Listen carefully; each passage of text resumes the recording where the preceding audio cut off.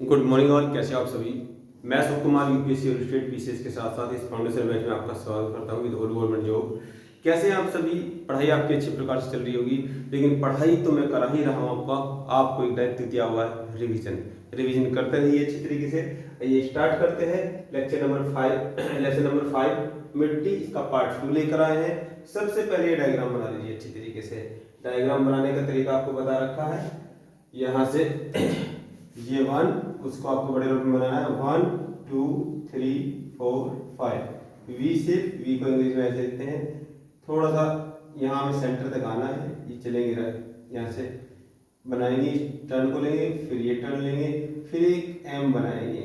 ठीक है, यहाँ से यू टर्न लेंगे और यहाँ से एक छोटा वी, एक बड़ा वी और ये मिला देंगे। ठीक है, ये चित्र आपको बनाना है, उसके अंदर सारी चीजें फिल कर लीजिए।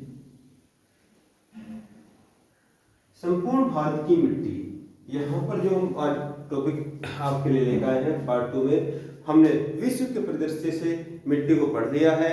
अब हम भारत के परिदृश्य से मिट्टी को पढ़ने जा रहे हैं कि भारत के परिदृश्य से क्या क्या मिट्टी है। ऊपर की तरफ ये पूरा नक्शा, इसीलिए हमने, एक बच्चे ने हमसे कहा था कि सर ये भारत का नक्शा क्यों पढ़ा रहे हैं। ठीक है, भारत का नक्शा इसलिए पढ़ा रहे हैं कि आप भारत में रहते हैं और भारत के चप्पे चप्पे से आपको जानकारी होनी चाहिए। तो ऊपर का जो पार्ट है, जो जम्मू कश्मीर वाला पार्ट है, हिमाचल प्रदेश वाला पार्ट है, वो सब क्या है, वो सब पथरीला पार्ट है, पर्वत वाला पार्ट है। तो वहां पर जो मिट्टी पाई जाती है वो पर्वतीय मिट्टी पाई जाती है। भारत में कुल 8 प्रकार की मिट्टी पाई जाती है। भारत में कुल 8 प्रकार की मिट्टी पाई जाती है। उसको मैं मेंशन करूंगा यहाँ पर कौन कौन सी होती है। तो ये 1, ये 2, ये 3, ये 4, ये 5, ये 6, ये 7, एक लवणीय मिट्टी और है। ठीक है, उसको मेंशन करेंगे। आप बना लीजिए चित्र, ऊपर जल्दी से बनाया आपने चित्र। ऊपर की तरफ यहाँ क्रॉस करते हुए चलेंगे, उसको लिख देंगे पर्वतीय मृदा। ठीक है, मृदा का मतलब होता है मिट्टी। और उसके पश्चात ये राजस्थान वाला क्षेत्र जो है, ये मरुस्थलीय मृदा, ये मरुस्थलीय मृदा। गुजरात के बाद मध्य प्रदेश ये क्षेत्र क्या है, ये जलोढ़ मृदा का क्षेत्र है। यहाँ नदियां क्या है, अपने साथ जलोढ़ी अवसाद लेकर आती हैं, जलोढ़ मृदा का क्षेत्र है। यहाँ जो अफ्रीका महाद्वीप से टूटकर अलग हुआ ये पार्ट, गोंडवाना लैंड का पार्ट जो हमारे पास है, तो यहाँ पर चट्टानों के जो चट्टानों से टूट कर ये मिट्टी बनी है, तो ये क्या है, ये काली मृदा है। ठीक है, बेसाल्ट चट्टान से टूट कर ये बनी है, दक्कन का पठार जिसको बोलते हैं। ठीक है, यहाँ पर काली मृदा है, कपास के लिए अत्यंत उत्तम है। और यहाँ पर आप बना लीजिए इसको, किनारे किनारे वाला पार्ट जो है।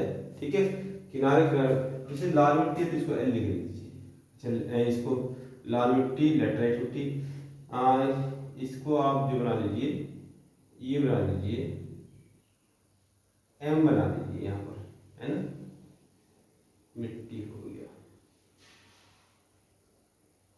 ये पूरे क्षेत्र में यहाँ क्या है, लाल मिट्टी है। ठीक है, ये लिख लीजिए लाल मिट्टी। यहाँ ऐसे एक वी बनाएंगे, इस तरफ क्या है, लैटराइट मिट्टी है और इस तरफ क्या है, डेल्टा मिट्टी है।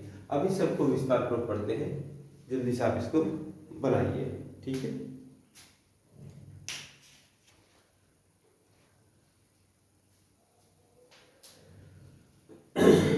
जल्दी कीजिए।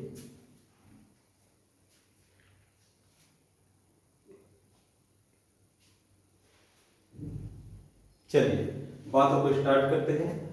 देखिए, आज भारत के परिदृश्य से मिट्टी को देख रहे हैं। क्वेश्चन सबसे ज्यादा भरपूर मात्रा में यहीं से आते हैं। ठीक है, कौन सी लाल मिट्टी है, कौन सी काली मिट्टी है, कहाँ पर कपास उगाई जाती है, लाल मिट्टी में क्या उगाया जाता है, चाय की पत्ती कहाँ उगाई जाती है, गन्ना कहाँ होता है, सब यही चीजें हैं। ठीक है, सब यही चीजें हैं। तो आप लिखेंगे भारतीय अनुसंधान, भारतीय, आपने ये हेडिंग डाला, ये चित्र बनाया, साइड में लिखेंगे तो साइड में लिख लीजिए, अदरवाइज नीचे से लिखना स्टार्ट कीजिए। भारतीय अनुसंधान के अनुसार भारत में कुल 8 प्रकार की मिट्टी, भारत में कुल 8 प्रकार की मिट्टी पाई गई है। 8 प्रकार की मिट्टी पाई गई है और संपूर्ण विश्व की लगभग प्रत्येक प्रकार की मिट्टी यहाँ देखने को मिलती है। प्रत्येक प्रकार की मिट्टी यहाँ देखने को मिलती है। इसीलिए भारत को उपमहाद्वीप की संख्या भी दी गई है। सब कॉन्टिनेंट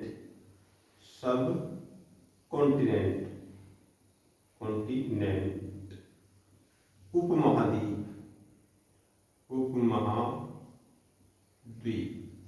तो आपको ये पता चल गया कि भारत को उपमहाद्वीप की संख्या क्यों है? उपमहाद्वीप। भाई महाद्वीप क्या होता है? जहाँ पर देश बसे होते हैं, धरती का वो बड़ा टुकड़ा जहाँ पर देश बसे होते हैं और हर जगह की मिट्टियाँ देखने को मिलती है, इसलिए इसे सब कॉन्टिनेंट भी कहते हैं। ठीक है, सब कॉन्टिनेंट भी कहते हैं। भारत में पाई जाने वाली मिट्टियाँ निम्न प्रकार हैं। ठीक है, नंबर एक है काली मिट्टी, काली जलोढ़ लिखो सबसे पहले, काली सेकंड नंबर पे लिखना, और आपने पहले नंबर पे लिख दिया, कोई फर्क नहीं पड़ता है। ठीक है, जलोढ़ मिट्टी सबसे इंपॉर्टेंट मिट्टी है, जलोढ़ मृदा कह दो। नंबर 2 काली मिट्टी, ठीक है, नंबर 2 काली मिट्टी। 3 अब हिंदी लाल मिट्टी। 4 ये आपका लेटराइट मिट्टी।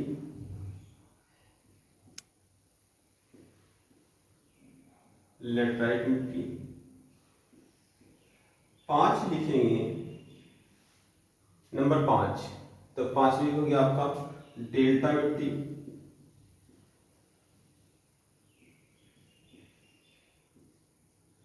6 नंबर पर आप देखेंगे पर्वतीय मिट्टी, लेटराइट हो गया, डेल्टा हो गया। 6 नंबर पर लिख लीजिए काली मिट्टी।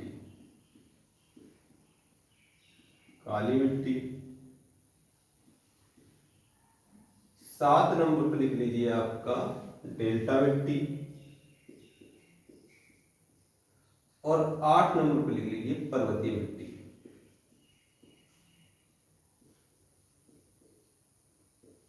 ये 8 प्रकार की मिट्टी पाई जाती है।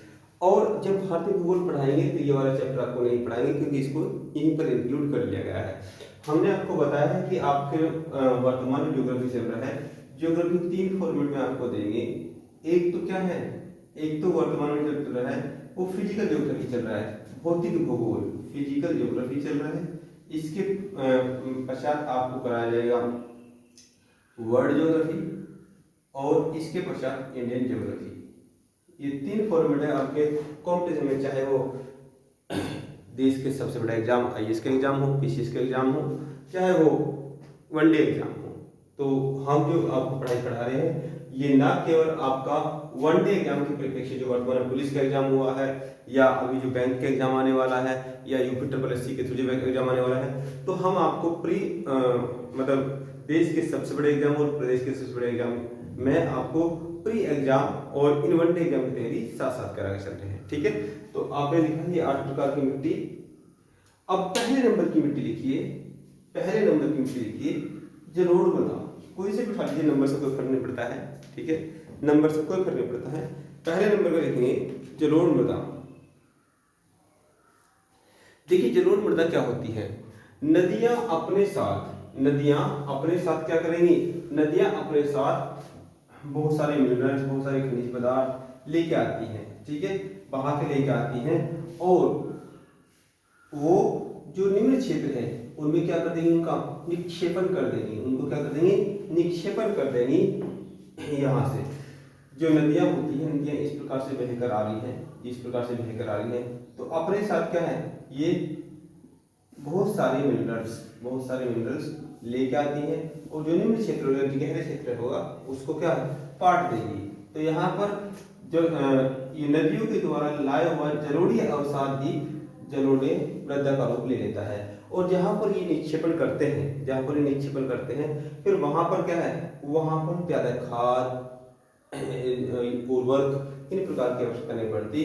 तो इस प्रकार से ये प्रतिवर्ष क्या कर देती है, वहाँ पर इन सब चीज़ों को लाकर निक्षेपित कर देती है। तो इसे क्या बोलते हैं, जलोढ़ी मृदा कहते हैं। ठीक है, तो लिखिए, आप नोट करेंगे इसमें, जलोढ़ी मृदा आपने हेडिंग डाला, एलुवियल सोयल भी बोलते हैं। इंग्लिश में क्या है, एलुवियल, AL, जलोढ़ी मृदा को ALIVOL, alluvial soil, alluvial soil,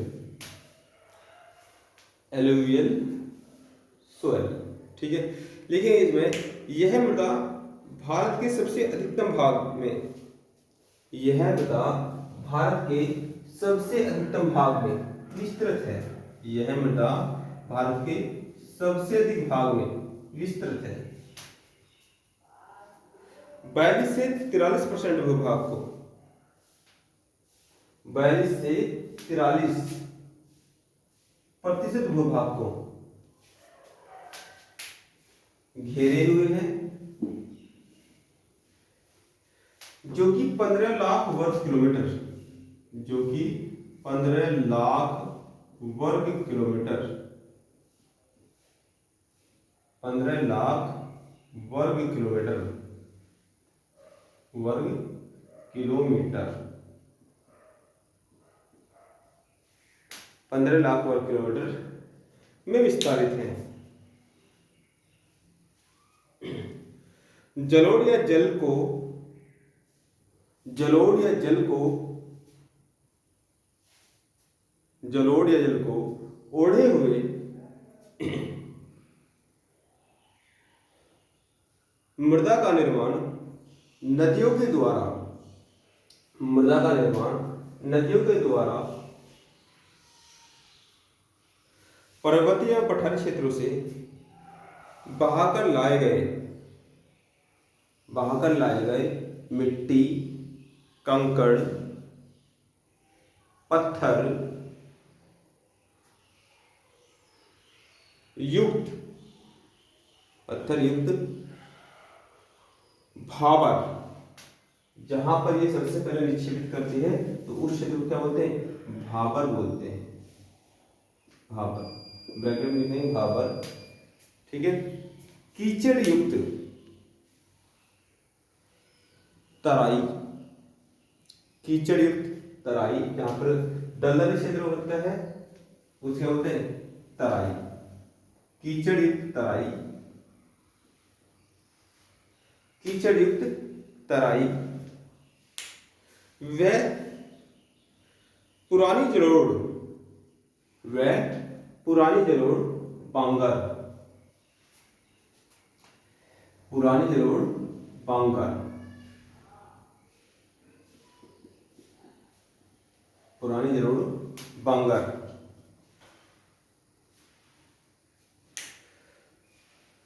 और नवीन जलोढ़ खादर का निर्माण हुआ है, नवीन जलोढ़ खादर का निर्माण हुआ है, खादर का निर्माण हुआ है।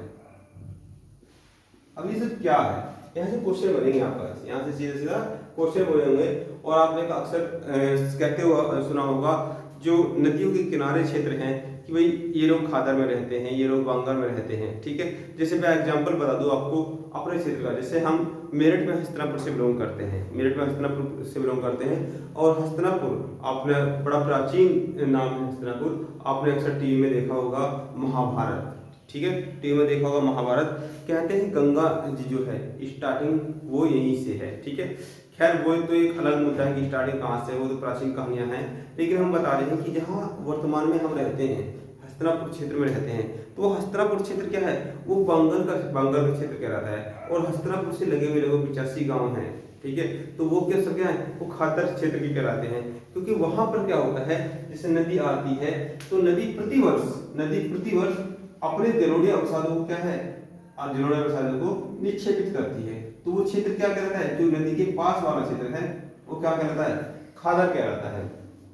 और जब ये जलोढ़ी अवसाद लाकर ये धीरे धीरे जो क्षेत्र है, जैसे आगे का क्षेत्र है,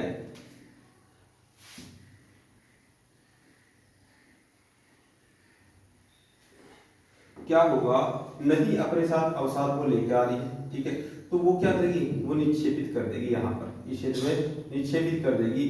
अब क्या है, फिर ये आगे निकल जाएगी, फिर आगे निकल जाएगी, तो इस प्रकार से ये समुद्र में जाती है, समुद्र में जाती है। तो वो क्षेत्र जहाँ इस बार आया है, तो वहां पर क्या है, थोड़ा सा वहां पर उसका जो निम्न स्तर है, जो गड्ढे हैं वो क्या भर जाएंगे। अगली बार क्या है, अगली बार तो ये है थोड़ा सा ऊपर इसकी परत बना लेगी, ऊपर परत बना लेगी। तो अभी धीरे धीरे क्या है, क्षेत्र ऊंचा हो जाएगा, तो ये ऊंचा क्षेत्र क्या कहलाएगा, बांगर कहलाएगा, ठीक है। लेकिन क्या होता है, जहां ये प्रतिवर्ष अपने आसपास के क्षेत्र में, जहां प्रतिवर्ष ये क्या कर देगी, प्रतिवर्ष जलोढ़ अवसादों का निक्षेपण करती है, तो वहां पर क्या है, वहां पर वो नवीन भूमि कहलाती है, तो वो क्या है, वो खादर है, ठीक है। और जहां से नदियां निकलती हैं, जहां से नदियां निकलती हैं, तो वहां पर स्टार्टिंग का क्षेत्र है वो भावर है, वो भावर है। कंकड़ पत्थर वहां पर ज्यादा क्या है, वहां पर ज्यादा खेती वगैरह नहीं होती, कंकड़ पत्थर क्षेत्र होता है, आप तो उसे भापर बोलते हैं। और थोड़ा सा आगे चल के फिर वो क्षेत्र क्या कहलाता है, वो खादर कहलाता है। जब हिमालय पर्वत वाला पार्ट आपको पढ़ाएंगे, तो इसको डायग्रामिक फॉर्म में आपको बताएंगे कि कैसे गंगा नदी पहले भावर का निर्माण करती है, फिर तराई का निर्माण करती है, और फिर वो समुद्र में जाती है, ठीक है। तो ये पार्ट यहाँ का नहीं है, लेकिन फिर मिट्टी से संबंधित बात की, तो पहला क्षेत्र क्या है, कंकड़ पत्थर युक्त भावर कहलाता है, उसके बाद तराई का क्षेत्र आता है, उसके बाद क्या है, वो समुद्र में जाती है, ठीक है। तो आपने लिखा, बस आपको यहाँ पर ये जानना है कि बांगर क्या है और खादर क्या है, ठीक है। तो जलोढ़ लिखा आपने, नवीन जलोढ़ का निर्माण खादर में हुआ है, ठीक है। अगला पॉइंट लिखेंगे इसमें, जलोढ़ मृदा का विस्तार भारत के, जलोढ़ मृदा का विस्तार भारत के उत्तर में सिंधु व सतलज, यहां से इस प्रकार से सिंधु नदी बहती है, में सिंधु व सतलज, सिंधु व सतलज ब्रैकेट में पश्चिम, ठीक है, पश्चिमी क्षेत्र में, ये पश्चिम का क्षेत्र नहीं है, ये पश्चिम। ब्रह्मपुत्र नदी, अब ब्रह्मपुत्र नदी कहां से बहती है, यहां से, इधर से है ना, ये ऐसे ऐसे ब्रह्मपुत्र नदी पूर्व, ब्रैकेट में लिखेंगे पूर्व तक पंजाब, ये पंजाब का क्षेत्र है, यहाँ पर पंजाब, हरियाणा, दिल्ली कोमा लगाते चलेंगे, यूपी, बिहार, पश्चिम बंगाल, असम आदि के अलावा प्रायद्वीपीय नदियों, यहाँ नीचे की तरफ भी है थोड़ा सा, प्रायद्वीपीय नदियों जैसे महानदी, गोदावरी, कृष्णा, कावेरी, सब जब नदियां पढ़ाएंगे आपको ये सब चीजें पता चलेंगी, कृष्णा नदी कहाँ बहती है, कावेरी आदि नदियों के द्वारा भी जलोढ़ मृदा का निर्माण हुआ है, जलोढ़ मृदा का निर्माण हुआ है। अगला पॉइंट लेंगे इसमें, जलोढ़ी मृदा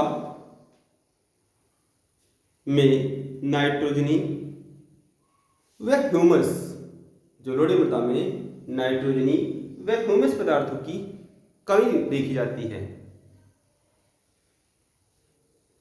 तथा फास्फोरस, चूना, पोटास, फास्फोरस, ये बात ध्यान रखेंगे, इस क्वेश्चन में मिलेगा, फास्फोरस, चूना, पोटास, नाइट्रोजन और ह्यूमस, नाइट्रोजन एंड ह्यूमस, ठीक है। कैसे क्वेश्चन बनेगा अभी बात करेंगे। तो फास्फोरस, पोटास, चूना की पर्याप्त मात्रा होती है, जो कि लगभग सभी फसलों, फसल कौन कौन सी है, रबी की है, खरीफ की है और जायद की है, ठीक है, मौसम के अनुसार नाम रखा गया है। सभी फसलों ब्रैकेट में लिखेंगे, खरीफ, रबी, जायद, ब्रैकेट बंद, के उत्पादन हेतु अत्यधिक उपजाऊ होती है। इस मृदा का उत्पादन, किसका, जलोढ़ मृदा, इस मृदा के उत्पादन हेतु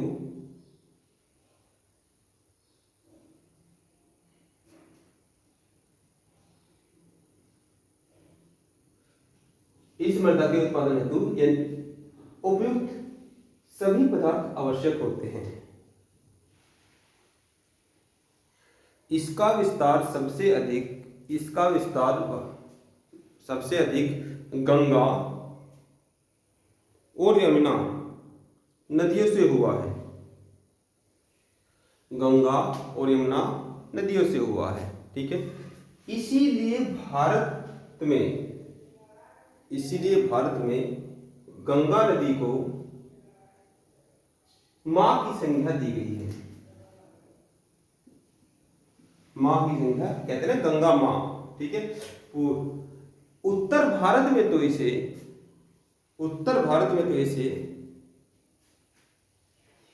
इकोनॉमिकल बैकबोन, यहां से क्वेश्चन बना हुआ है, इकोनॉमिकल बैकबोन। जैसे आपकी होती है ना रीढ़ की हड्डी, बैकबोन, ऐसे ये उत्तर भारत की आर्थिक रीढ़ कही जाती है। आर्थिक रीढ़, उत्तर भारत में तो ये आर्थिक रीढ़ कही जाती है। उत्तर प्रदेश और बिहार में भी ये ना हो, उत्तराखंड में ये ना हो, तो फिर यहाँ पर जीवन भी संभव नहीं हो पाने का। यहाँ तक कि पूरा फूड का आहार तो इसी के ऊपर डिपेंड है, और जब व्यक्ति यहाँ जीवित ही नहीं रह पाने के, तो फिर ये डेवलप कैसे होगा, इसीलिए इसे आर्थिक रीढ़ कहा गया है। तो ये बात थी किसकी, काली मिट्टी की। अब यहाँ से ये ह्यूमस क्या है ये आपको थोड़ा सा बता भी चुके हैं, और नाइट्रोजन। भाई खेतों में क्या होता है, खेतों में जब आप गन्ना बोते हो, कुछ बोते हो, तो क्या करते हो, यूरिया डालते हो ना, कट्टे भर भर कर, ठीक है। लेकिन कट्टे भर कर नहीं डालना है, ठीक है, लिमिट होती है। ये फिर क्या है, ये भूमि को कुछ क्षमताओं को क्या कर देता है, नष्ट भी कर देता है। तो यूरिया क्या है, नाइट्रोजन पदार्थ है। तो नाइट्रोजन पदार्थ की कमी होती है, इसलिए पदार्थ की पूर्ति करने के लिए तो यूरिया डाला जाता है। ह्यूमस जो कूड़ी का खाद होता है, ठीक है, जिसे आप ऑर्गेनिक खेती कहते हो, तो वही क्या है, कूड़ी का खाद ही क्या है, ह्यूमस है। भाई वो ईख की जो पत्तियां होती हैं, पशुओं का जो गोबर होता है, उससे क्या है, जो कूड़ा कचरा होता है, उसी से वो कंपोस्ट होकर वो बनता है।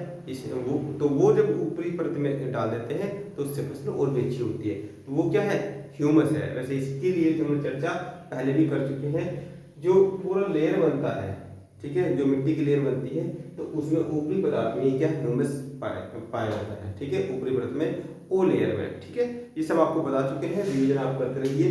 तो ये रहा आपका जलोढ़ मृदा का पार्ट। अगला पॉइंट डालेंगे काली मृदा। काली मृदा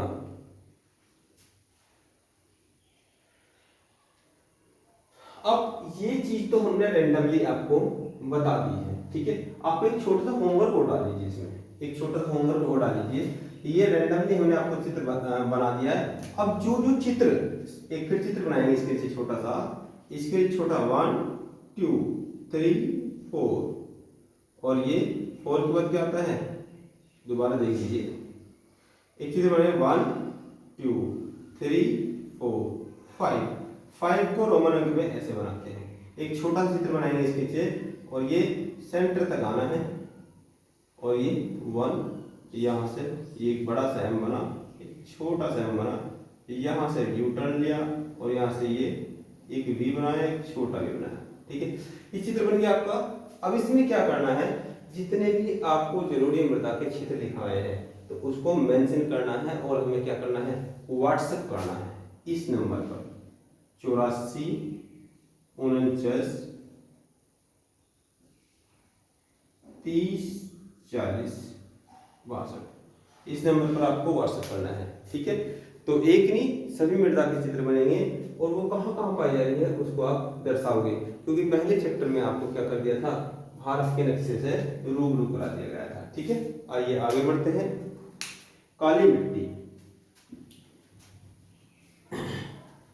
काली मिट्टी मोस्टली तो महाराष्ट्र के क्षेत्र में पाई जाती है, ठीक है, और कपास के लिए अति उत्तम होती है, ठीक है। तो लिखेंगे इसमें भारत में लावा जनित, भारत में लावा जनित, ठीक है, वहां से टुटका बनी तो ये सब लावा यहाँ पर आ गया था।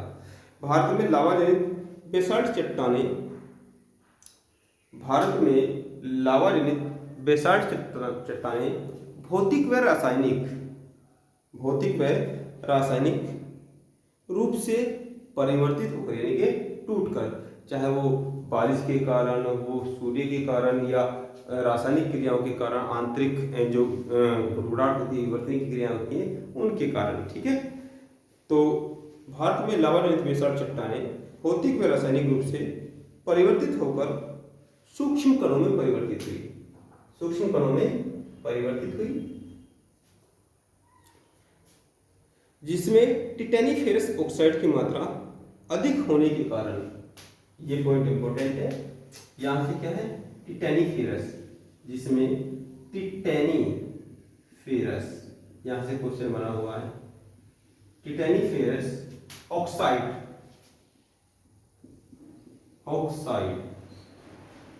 की मात्रा अधिक होने के कारण इसका रंग काला होता है। इस मिट्टी में नमी भरपूर मात्रा में, इस मिट्टी में नमी भरपूर मात्रा में होती है, जिसके कारण इसमें उगाई जाने वाली फसलें, जिसके कारण इसमें उगाई जाने वाली फसलें चना, ठीक है, चना, कोमा मसूर की दाल जो होती है, सरसों, लिख लीजिए दलहनी फसलें, ठीक है, दलहन फसलें लिखो, फसलों को सिंचाई की कम आवश्यकता पड़ती है। इसमें नमी क्या करती है, नमी मेंटेन कर लेती है, ऑब्जर्व कर लेती है, और फसलों को नमी वहीं से मिलती रहती है। सिंचाई की कम आवश्यकता पड़ती है। काली मिट्टी को, यहां से भी क्वेश्चन बना है, काली मिट्टी को सुतह जुताई, काली मिट्टी को सुतह जुताई, काली मिट्टी को सुतह जुताई, ये खुद अपनी जुताई कर लेती है, इसमें तरेड़ पड़ जाती है, फट जाती है, ठीक है, सूखने के पश्चात ये फट जाती है, इसको सुतह जुताई, self plugging, SELF self, PLOUGH जुताई क्या बोलते हैं, प्लगिंग बोलते हैं, PLOUGHING, self plugging soil, SOL bracket बंद करेंगे, कहते हैं, सेल्फ प्लगिंग कहते हैं। इसे उष्णकटिबंधीय मृदा, इसके और क्या क्या नाम है, इसको उष्णकटिबंधीय मृदा, उष्णकटिबंध,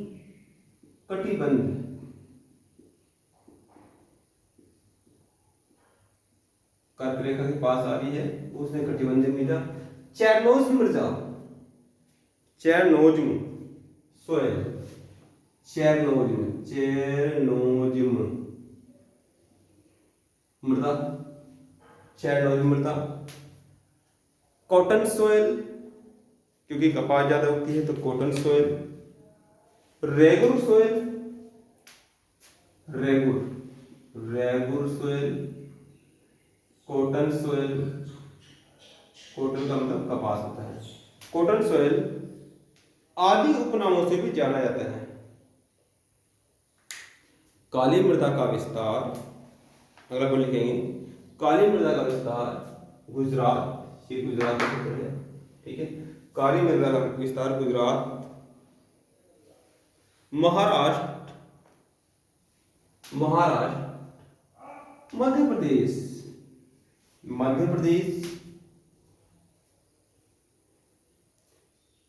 ब्रैकेट में मालवा क्षेत्र, मध्य प्रदेश का जो मालवा क्षेत्र है,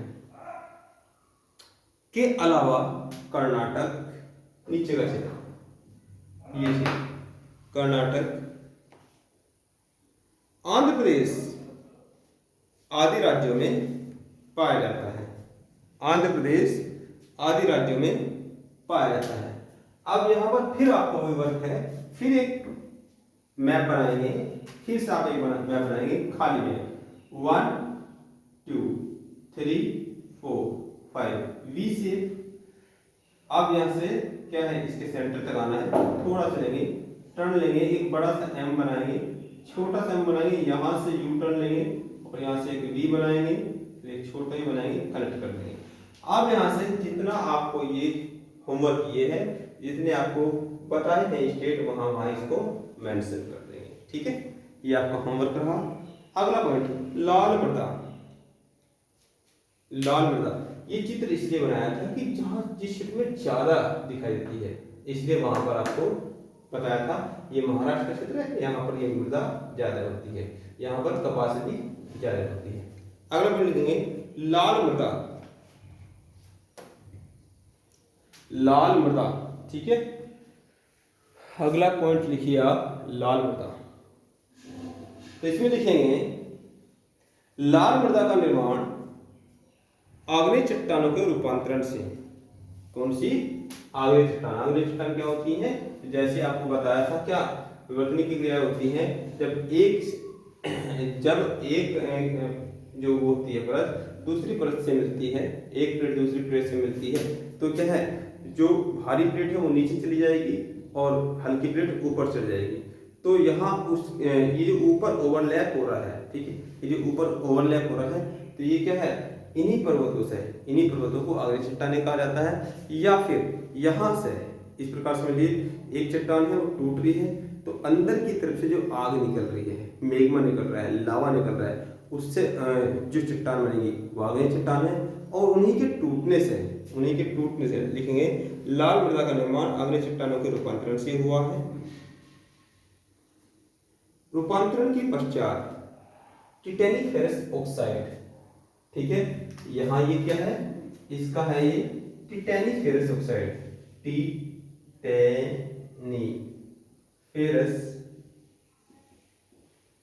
ऑक्साइड।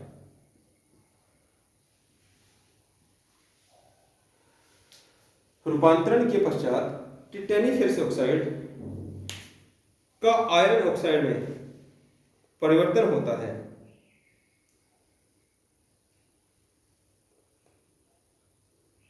परिवर्तन हो जाता है,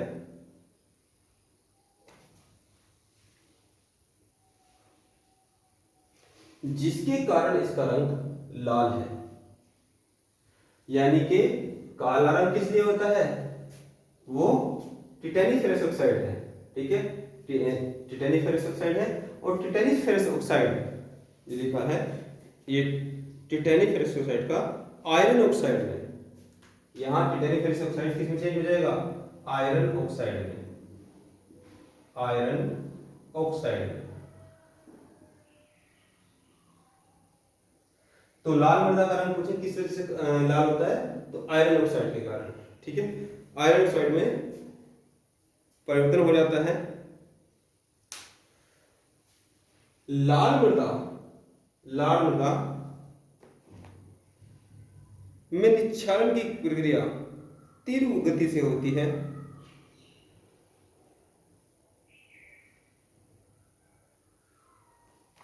निक्षारण की क्रिया तीव्र गति से होती है। निक्षारण क्या होती है, ऊपरी परत को जल बहा देता है, ठीक है, तीव्र गति से होती है, तीव्र गति से होती है। आयरन ऑक्साइड के कारण ही इस मिट्टी का रंग गहरा लाल होता है।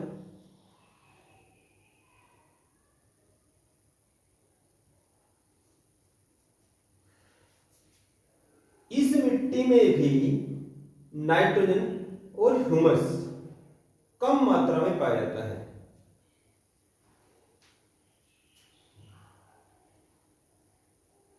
इसीलिए यह कम उपजाऊ होती है, इसीलिए यह कम उपजाऊ होती है।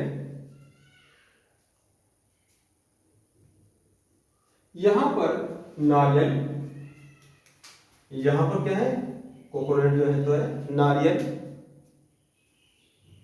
तंबाकू कोमा लगाते रहेंगे, चावल, आदि अन्य फसलें उगाई जाती हैं। आदि अन्य फसलें उगाई जाती हैं। इसका विस्तार तमिलनाडु, नीचे की तरफ तमिलनाडु, कर्नाटक,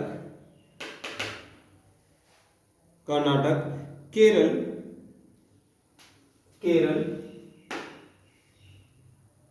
आंध्र प्रदेश, उड़ीसा, झारखंड, छत्तीसगढ़, ठीक है, पूर्वी मध्य प्रदेश, ये मध्य प्रदेश है, पूर्वी मध्य प्रदेश, पश्चिम बंगाल